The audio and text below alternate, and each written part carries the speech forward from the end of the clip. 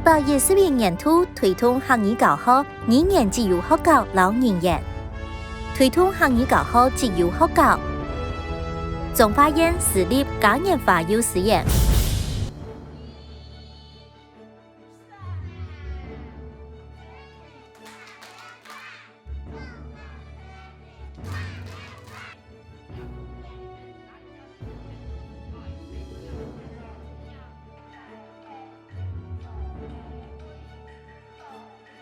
嘉年华都提供有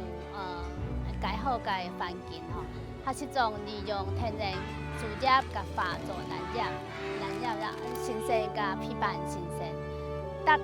期规划生活加料，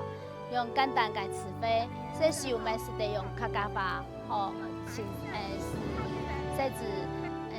增加欢喜介心情。新生同三忙参加客语演习活动，参加出击认证，甲设置冲关设置。当然客语除非本设置停，设置也参加未参加客语南投，未得到奖赏哦。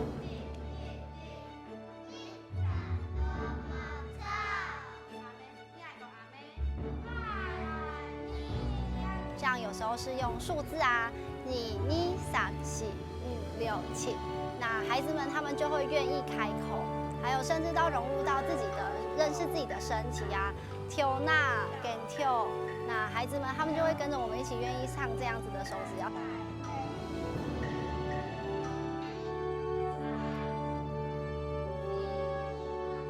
我们在校园当中，我们也带领孩子们一起认识每一个树、每一种花它的名称。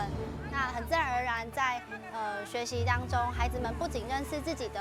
社区环境，那也认识到自己家人，然后把这样子的课语带到家庭当中。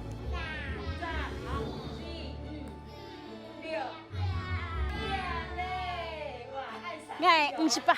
58岁吼，正开始学客啦。我认为甲孙的，因为要鼓励吼，我甲孙的学客，所以我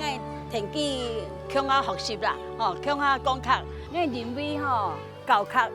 同重要，吼，认为了是传承界条路啦，吼，所以吼，我感觉我同校内里位。